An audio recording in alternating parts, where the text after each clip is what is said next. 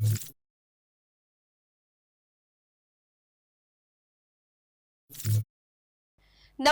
હું છું પ્રિયા અને તમે જોઈ રહ્યા છો જનતા કી જાણકારી ન્યૂઝ। નજર કરીએ આજના સમાચારો। સુરતમાં ખીલ્યું કાશ્મીરી કેસર।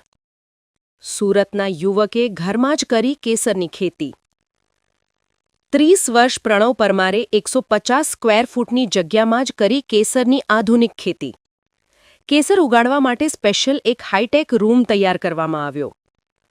આધુનિક રીતે તૈયાર કરવામાં આવેલી લેબમાં કેસર ઉગાડીને યુવક કમાય છે વર્ષે લાખો રૂપિયા। રિપોર્ટર સુનિલ ગાંજાવાલા, સુરત।